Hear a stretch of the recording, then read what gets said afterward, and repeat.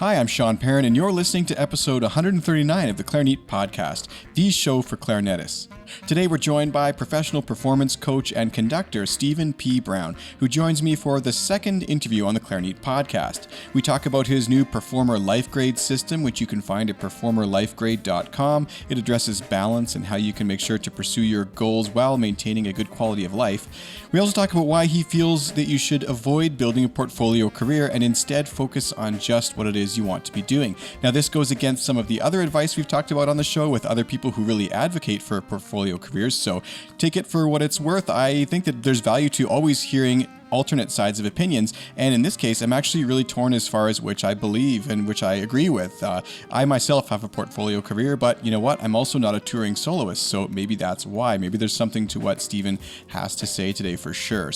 And this goes along with the next thing we talk about, being truly honest with yourself. We also do a little bit of conversation about digital detoxing and the value of escaping the online world, and Stephen's excellent podcast called Classic Jabber, which you can check out for free at classicjabber.com. I'm pleased to say I was recently featured as a guest on his show, and I always enjoy listening to it. One of the best parts is they tend to have kind of a breakfast theme, and they all just chat and have breakfast together about music. But obviously with the whole virus and all that, and he's in another country, so we did just chat online, but I joked with him that I'd love to meet him again for a proper Classic Jabber breakfast experience. So thank you so much again to Stephen for coming on the show. Always a pleasure chatting, and I do hope that you'd enjoy our conversation today. Before we get started today with the show, I'd like to do a quick shout out to our sponsors. Take your playing to the next level with Bakun Musical Services. With their 14-day trials, free shipping on eligible orders, and expert advice, you can be sure you're making the best choice for your musical needs.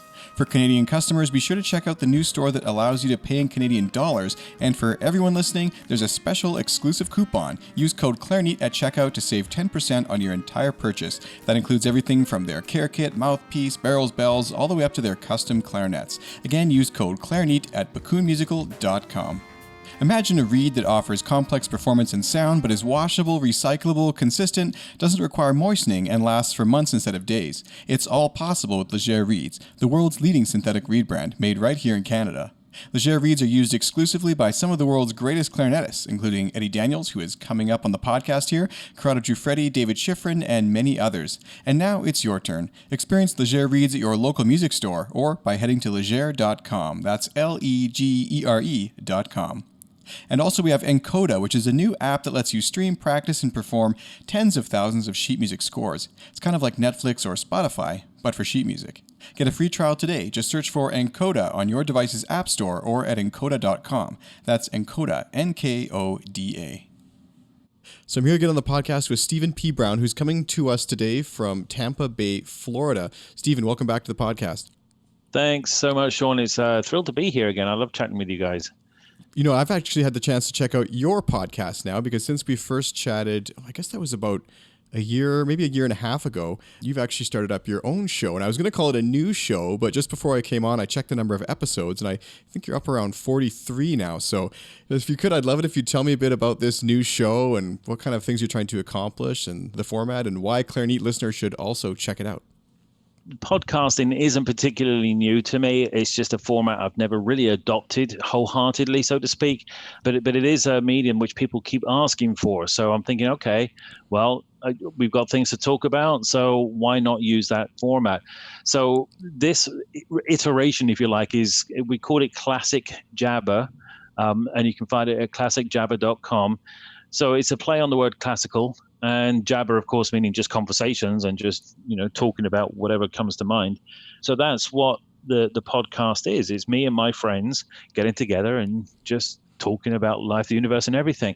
So what we do is we meet up for breakfast, and we have like a topic that we want to talk about, and we stick a microphone in the middle of the table. That's it.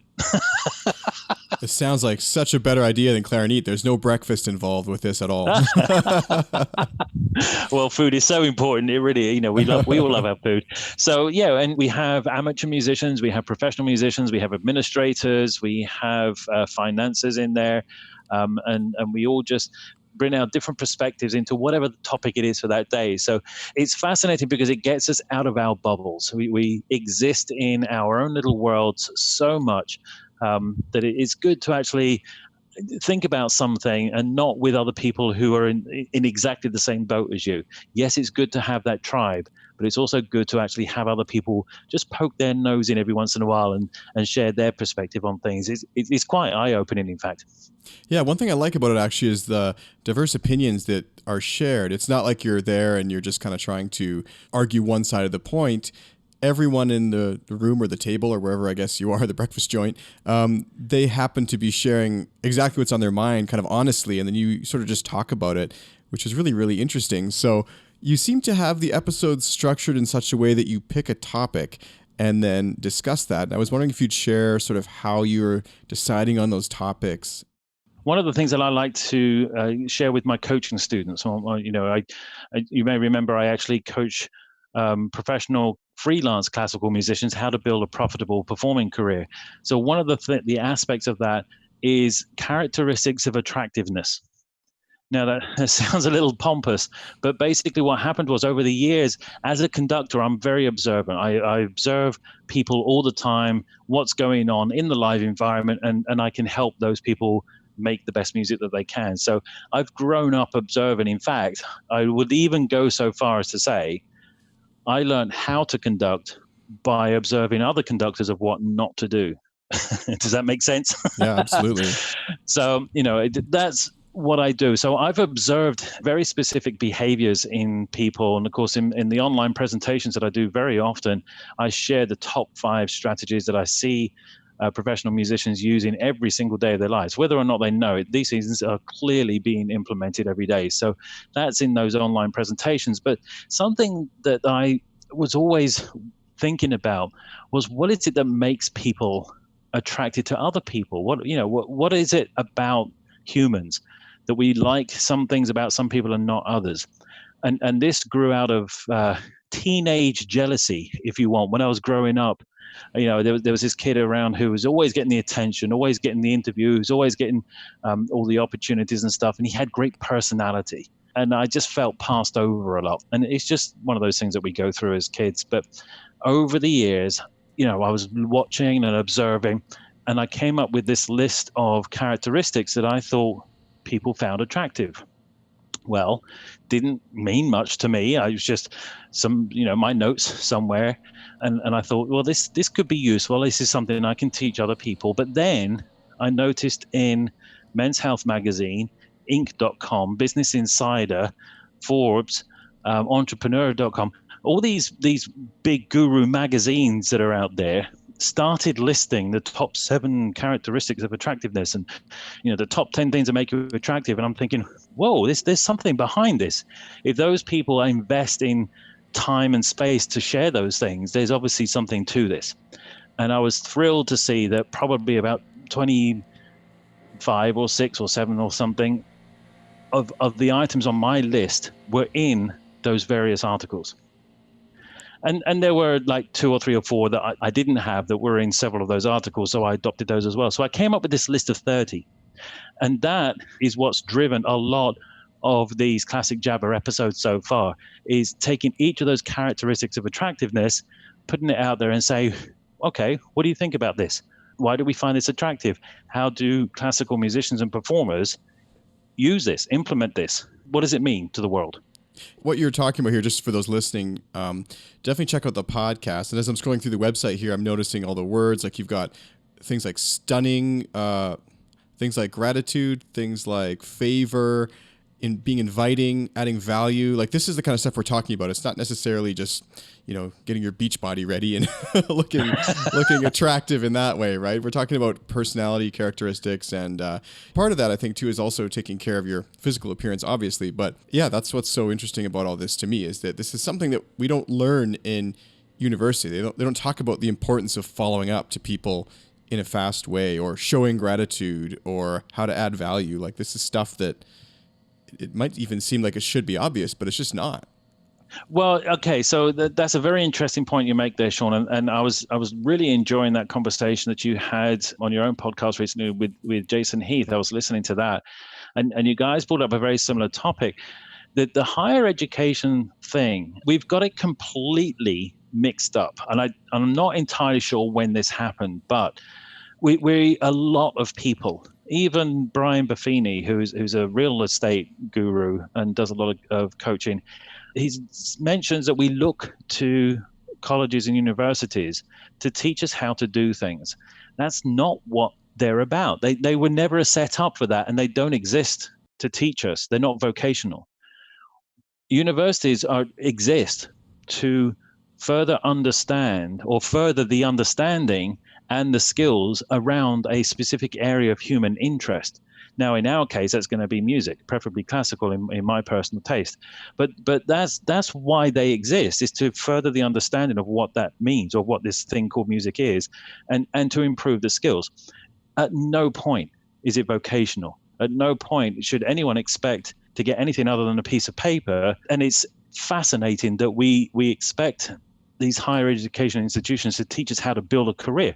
Well, they don't. They're not set up for that. So that's why my coaching program exists, is to actually take the craft that you develop in higher ed, which you need, you've got to have it, and then actually use that and build a decent career out of it. So what do you make then of university programs that are starting to incorporate business life skills and things like that? Like, they're trying to somewhat become vocational. It's always interesting actually to have a sort of diverse set of guests on here, because it's really interesting with Angela Beeching recently, who's the author of Beyond Talent. And she was talking about how, she actually in her school founded this idea of a department related to educational and work planning like this. And Jason and I were talking about kind of portfolio careers, and it seems like a lot of educational institutions anyways are trying to integrate this kind of thing and become somewhat more vocational. So do you think that's a good thing, or should the vocational training and the theoretical training stay separate in your mind? Well, they're always going to be separate, regardless of what I want to happen and want to see happen, because those places of learning are literally that. They are places of learning. And yeah, I know Angela's book very well. It's on my bookshelf right here. It's one of the few that I actually keep. Most of the books that I read, I pass on to other people. But Beyond Talent is one of those that I have here. And I've actually had some universities call me and ask to come and speak about very specific topics about career development. And I go into research into what they're offering. And some of these places, they offer music entrepreneurship, for example, or the business of music, something like that. And I look at their materials, I look at their curriculum, all that kind of stuff. And I'm saying, you know what? I'm going to contradict most of what you're teaching. Having been out there and suffered and gone through the pains of actually trying to build my own career, and I found what works and what doesn't. Your mindset is still based in theory. It's still based in trying things out. It's still based on the high intellectual endeavors, not the practical output. Does that make sense? Yeah, totally. And, it's funny because this is something that I said on the episode with Jason Heath that I was going to talk about with you. But do you feel that you agree or disagree then with the whole mentality of a portfolio career? To be honest with you, the portfolio career, there is a time and place for it. And again, it's something which I've done myself. I choose not to live like that. And there are lots and lots of reasons why. And I don't think it's helpful if you want to become an expert at something. The top guru, the top person who, no matter what happens in life, you become known as an expert in that area. So yes, I've done that portfolio career thing with literally teaching, administration, performing, non-music work, corporate work, working in small business, self-employment, the whole thing, it's all out there. And the more I do that, the more distracted I got, the more I realized I was a jack of all trades, because teaching and performing are two different professions. So many classical musicians think, well, if I can't perform full time and earn and pay my bills like that, I can teach. Well, yeah, you're right, you can, but it's another set of skills. So why would you want to distract yourself from building a profitable career as a performer by going to learn a different career?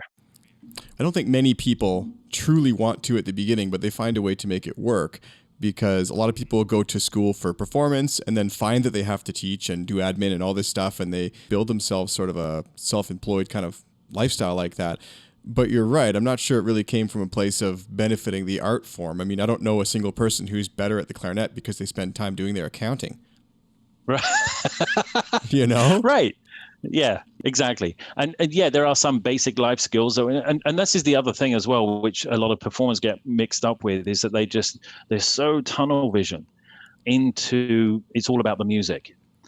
And I have two problems with that. Number one, it's not. There is so much more to music than just the dots on the page music. But also, the point of any career in any industry is to support your life as a human being, your lifestyle, basically. So whatever it is that you choose to do, it's supposed to support a decent lifestyle. Now, that lifestyle needs to include things like accounting. You've got to balance your checkbook every month. There's just fundamental living skills, which again are not taught to us usually, but it's got to happen. But maybe these are decisions as far as trying to outsource these activities. Like maybe instead of doing your bookkeeping every week, maybe it's a better investment of your time to pay for your bookkeeping to be done. A lot of musicians are very frugal and closed-minded as far as opportunistic financial kind of opportunities, and so they won't pay $50 a month or a week to have their bookkeeping done, but yet they will accept concerts and gigs which barely provide them enough to eat, a proper breakfast. Yeah, and that's a conversation I have with a lot of performers is if you actually do figure out how to build a profitable performing career for yourself and you're earning anything from $500 to $1,000 for 1 hour's work, then why wouldn't you pay someone $50 to do your books that week? Exactly. Yeah, if the person doing your books is valuing their time higher than you, then of course it doesn't seem worth it. But if your time is worth much more and you've developed a skill and a craft and really focused and you're worth that to your audience, then there's absolutely no point of doing your books. It'd be not only a waste of time, but a loss. You would lose money doing that. Yeah, exactly. You're paying out, and that's something else about the portfolio career thing as well. Is that not only will you be seen as a jack of all trades and you don't become an expert at one particular thing, but look at what the world has happened in the world. Ford bought Volvo for all the safety stuff. Volvo was winning all the safety awards, and then they went out and bought Jaguar because they loved the engine so much. Well, after a while, they actually sold them both because they're like, you know what? Those are not our markets. We don't specialize in sports cars or in family safety. Trucking is our thing, is our major priority. So they have narrowed down their market. They're focusing on what they do best. When Steve Jobs went back to Apple, when they rehired him, he got rid of every single project and service and business that Apple did except one, the Macintosh. When he went back, he just got rid of everything because they were too diverse. And then Time Warner, they took on AOL because the AOL was the big internet service provider at the time. It seemed like a good idea to mix entertainment and internet service. Well, after a while, they got rid of AOL because they realized they're not good at that. They're good at entertainment, not at technology. Well, finding a niche is such an art, though. It's interesting because today, Tesla actually became the most valuable auto company in U.S. history, which is bizarre to me because they only really manufacture to one audience, which is those looking for an electric car, and they only have 3 models. Like, how many models of General Motors vehicles are there in the world? Probably 500, probably more. So with 3 models of cars, they've now become the most valued company, and clearly people think that there's something there for the future, and they just launched this weird-looking truck, which, again, it has its own niche, right? Exactly. And that's very different. Here's something else that we all get confused with. Multiple streams of income. We look at a portfolio career as multiple streams of income. That is not correct. Tesla is doing multiple streams of income. They have these 3 products, which are effectively very, very similar. They're very focused. His other company is doing the space stuff, but when a guy falls asleep on stage during an interview, there's something wrong there. The hustle factor doesn't work. But as far as Tesla is concerned, that company, they've got their vehicles and that's what they're focusing on. But it includes innovation things like the way the batteries work. So you know what they do? They now sell those batteries separately for different purposes, like solar panels. That's not a different career. It's not a different product or service. They're just changing their marketing and they're getting income from a different stream. Does that make sense? So let's say I have a performance of type of music I like to play. Maybe it's chamber music or a chamber group. So how would I repurpose that to build a second income stream besides maybe a concert tour that I'm already on? So you've got your primary activity, which is playing in that chamber group on stage in front of an audience. Well, you could do an educational thing. So you can do it in a different environment for a school, for example. You could also do the recordings. You can record a performance. I don't recommend going into a studio and recording, but you can. Voctiv do it very well indeed. That's mostly what they do now. But you can record one of your performances, and now you have a different income stream for that. You can actually film it. And rather than put it out on YouTube as a freebie, do what the Berlin Philharmonic does. Put 2 minutes out as a teaser, and then you can sell the rest of the video. That's one activity, and you've already got 4 different streams of income. So it sounds to me like maybe the portfolio career is not the problem, so long as you keep the things similar enough. Like in portfolio, we don't want to try to become a master at accounting and education and performance and this and that. But if you take one element of that you're most passionate about, and it can be teaching, there's nothing wrong with teaching if that's what you want to be doing, obviously, but maybe try to take your teaching to the next level. Like maybe do a video series, maybe do lectures, maybe do one-on-one lessons. And again, there you are already at 3 streams instead of just teaching, your lessons every night, right? Right. Some people have actually chastised me for putting down teachers and stuff. And I said, well, when have I ever done that? I couldn't be the performer I am today without my teachers. I don't discredit teaching at all. And there are people out there who are really, really good at it and who really are passionate about it. They should be teaching. And in fact, if anything, probably a little less performing.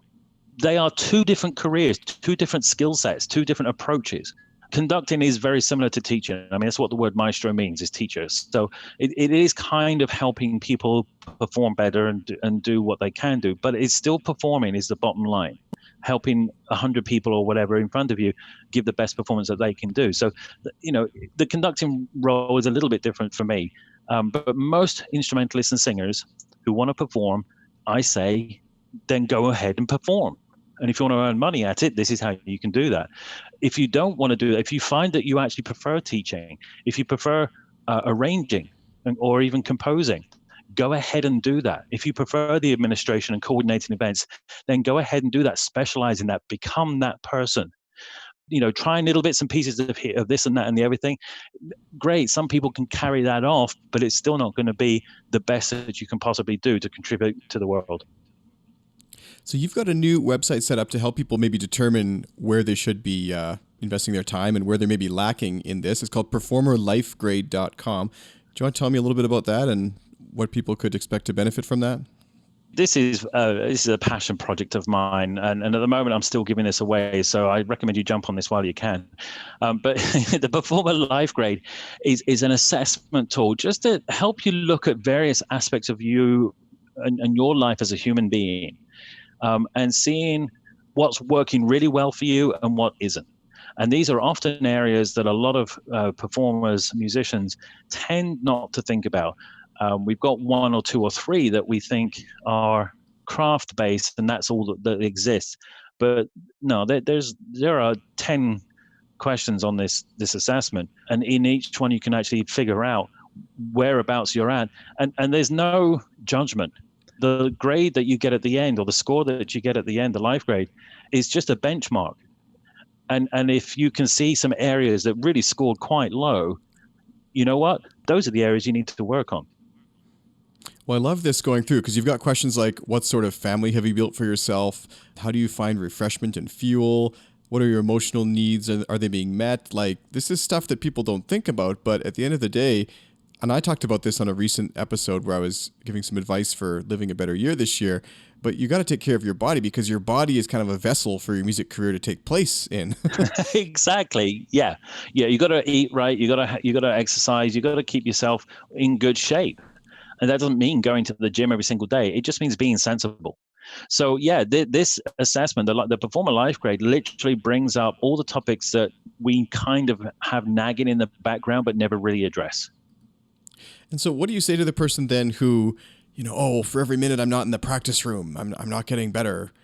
They think that if they're not practicing, then they might as well be doing nothing else. Well, that may be true for them. If their entire goal is to become an almost perfect craftsperson, almost recording-like, because don't forget, recordings are manipulated, and unfortunately, that's what audiences expect these days, is that manipulated recording version. But if that's what you're aiming for, then fine, go ahead and sit in your practice room. That means that nothing else in your life is going to be taken care of. You're not going to meet people. You're not going to have a family, even if that's of interest to you. Even if it's not, that's fine. But you're not going to associate with people. You're not going to know how to talk to people. You're not going to get your bills paid, where you're going to sleep and eat. All of those things will not be taken care of by spending time in a practice room. Your time in the practice room is for that teenage through early 20s years.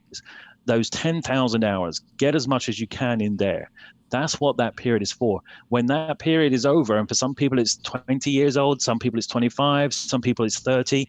I mean, you'll be amazed the number of DMAs who call me and ask for career help. That period is now over. Now it's time to focus on real life, meaning outside the practice room, outside the concert hall. How are you going to live? How are you going to contribute to the world? That's a big shift. And I talk to a lot of people who struggle with thinking beyond the practice room. So in a way, this is to help kind of guide your career after your basic level of proficiency has been met. Yeah, if you want to be good at something, you're going to have to practice it. And obviously you need to maintain that. Golfers never stop practicing. They spend a lot less time practicing once they're out in the PGA, for example, than they did in their teens and their early 20s. I find it interesting because I can think of one person in particular who I won't mention, obviously, but I remember telling them that I've been going to the gym or whatever, and they were like, "Oh, the gym is such a waste of time. Like, if you're going to do something, be productive, practice, do this, do that." I mean, I feel like the gym increases my ability to play better. and you know what I mean? Like, well, by the time you're 55 years old and your fingers are big, stubby, there's more fat on there than muscle, you're not going to be able to play as well as if you had been to the gym, looked after yourself, eaten right, and constantly worked out, because now you've got more muscle than you do fat on your fingers. I mean, it's just common sense, really. Totally. And what do they say? Common sense is not so common, or so. It's totally not. You're right.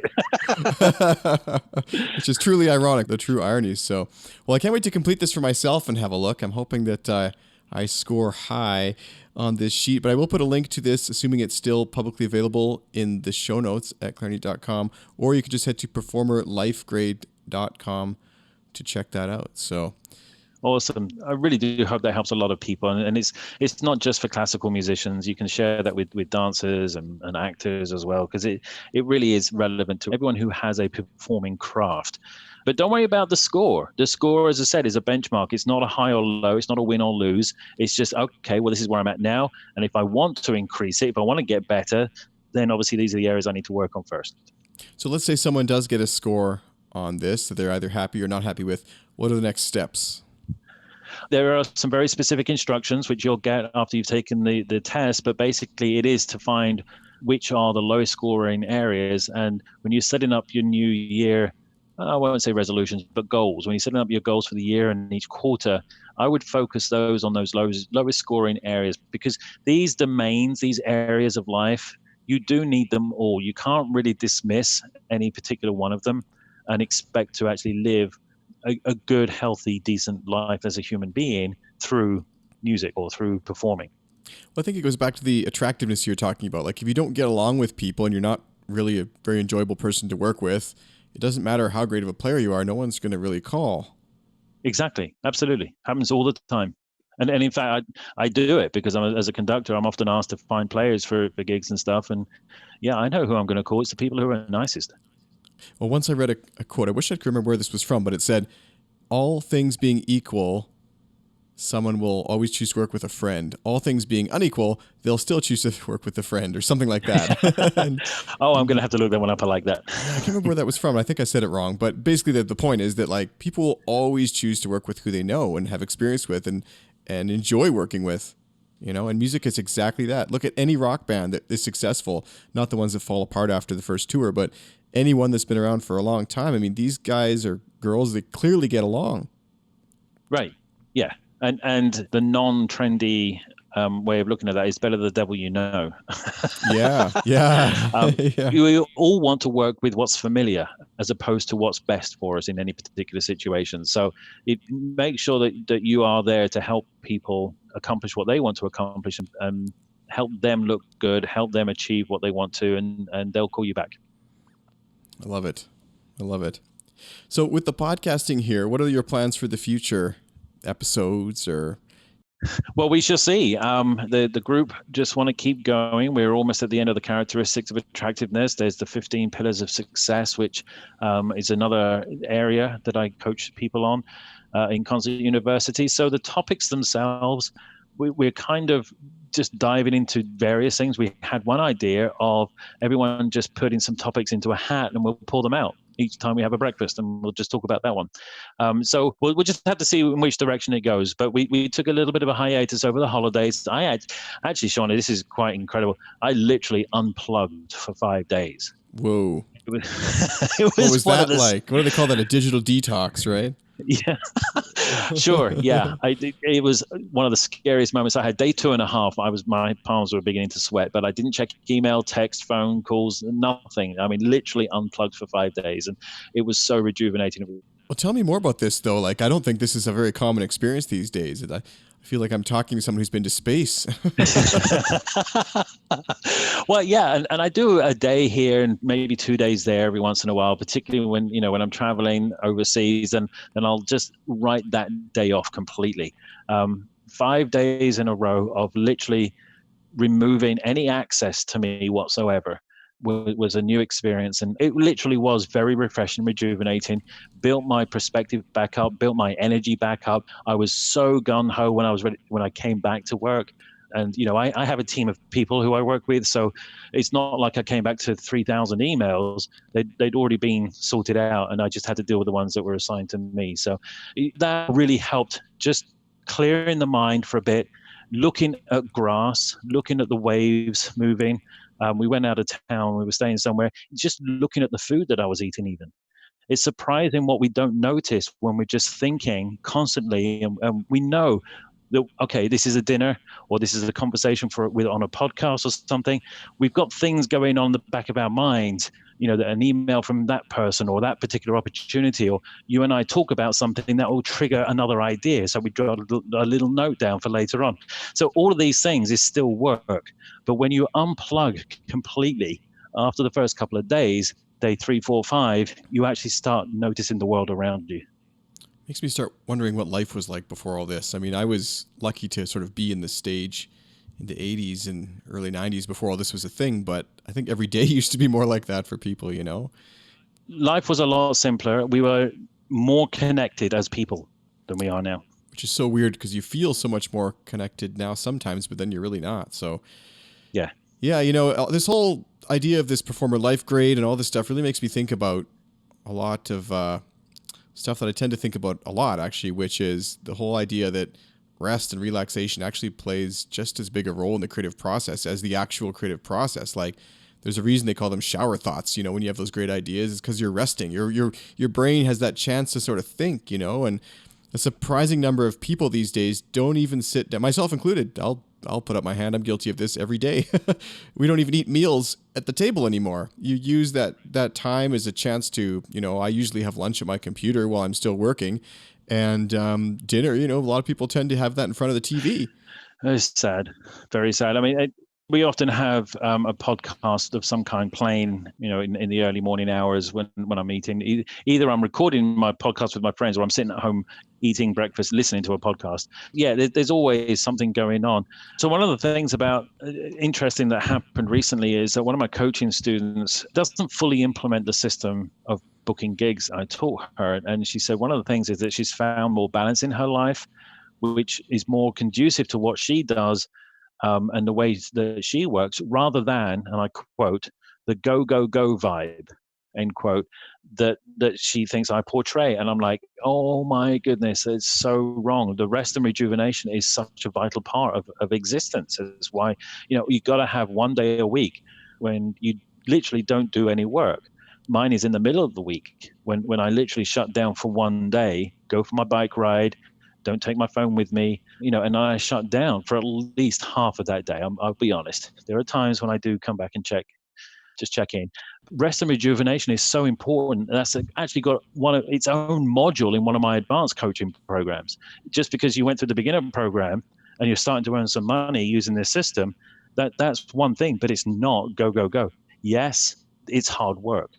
you do need to hustle at times, but you've also got to have that rest and rejuvenation. Absolutely.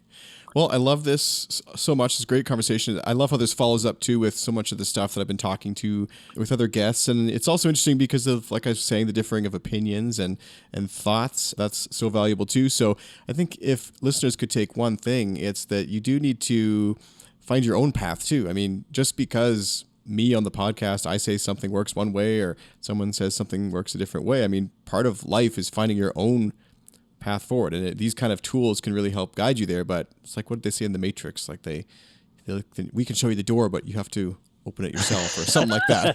That was much less profound than I was hoping. Oh no, that was deep enough. You have to take the blue pill or the red pill. It's your choice. There we are. Yeah, and that's very true. A lot of the conversations that I have with classical musicians is to find out whether or not I can help them. Because a lot of people out there I can't help because they don't want to focus on performing. And there's nothing wrong with that. I don't add judgment to it. It's their choice. If you do choose, if you are committed to building a performing career, I'm your guy. But if you want to have that portfolio career, then I'm probably not your best bet. But there's also a lot of people who don't want help, and they even lie to themselves about this. You know, they think they want to change, but they can't get up in the morning, and they don't put in any time, and they don't contact anyone, and at the end of 10 years of doing that, you're not going to be in a great position. It's interesting you say that, Sean, because the online presentations that I often do, as I mentioned previously, there are those 5 strategies that I see every successful professional freelance classical musician implement. And one of them is all about honesty. You should really listen to that next online presentation if you can, because those strategies, that first one is being honest with yourself. It's incredible. I love that. The number of people who are not honest with themselves in so many different ways, it's kind of scary. When is that one airing, or is that inside of your paid platform?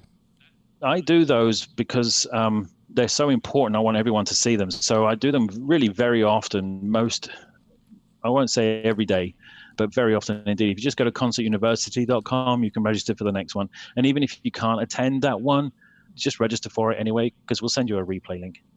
Oh, so it's one of your free things. Excellent. Yeah, this is so great. And you've put out such great content. So where can people find you online? There's several places. We've got the performerlifegrade.com, concertuniversity.com. Any other ones? Classic Jabber is the podcast. And then my own website is stephenpbrown.com. There we are. So 4 great places to find Stephen online. So thank you so much for listening. If you're listening to this on iTunes or Spotify, the episode will end here, but we're going to do an extended lightning round version as a thank you to our Patreon backers. So if you'd like to get access to an extended ad-free version of podcast episodes just like this one, head to clarineat.com and click on the members section. Thank you so much for listening to the Clarineat podcast. If you'd like to send me a guest suggestion, have some feedback, or just want to say hi, you can do this by sending me an email at feedback@clarineat.com. I want to give an extra special shout out to our Gold Patreon supporters. These are listeners who contribute more than $10 a month to help support the production of the podcast. We have Andrew M., David S., Debbie A., Glenn K., Josh N., Karen D., Miguel D., Patty S., and William L. Thank you so much for helping make the show possible. And don't forget, if you'd like to get access to an ad-free extended version of the show, you can do this for as little as $1 per month by clicking on the subscribe button at our Patreon page at patreon.com/clarineat, or there's a link on clarineat.com where you can do this as well. Thank you also, of course, to our sponsors. We have Encoda, which is kind of like Spotify, but for sheet music. You can check them out and get a free trial at encoda.com. That's NKODA.com. Also, Bakun Musical Services. You can save 10% on any purchase now at bakunmusical.com. That's everything from the Care Kit, which includes a lot of great things for a really reasonable price, all the way up to the CG Carbon clarinets. And as you can imagine, 10% off an instrument of that magnitude is a really good deal. So use code Clarineat if you're doing shopping at bakunmusical.com, and this applies both to the global and the new Canadian store in Canadian dollars for Canadian customers. Speaking of Canadian, our last sponsor, but not least, of course, is Legere Reads. These are fantastic synthetic reeds Reads that are made right here in Canada. And also, I noticed on their social media channels, they come with a new special case to protect your investment in the fall. I'm really excited to try this out. I've been using Legere Reads for a really long time, and I love that you can worry more about your playing than sitting around fiddling with your reeds. And this is something that past podcast guests, even like David Schifrin, have mentioned, and Richard Hawkins and many others have also talked about the benefits of using this product. So check it out at legere.com. And again, thank you so much for listening, and I look forward to seeing you next time for more of what's new and neat with clarinet, with the neatest people in the industry on the Clarineat podcast.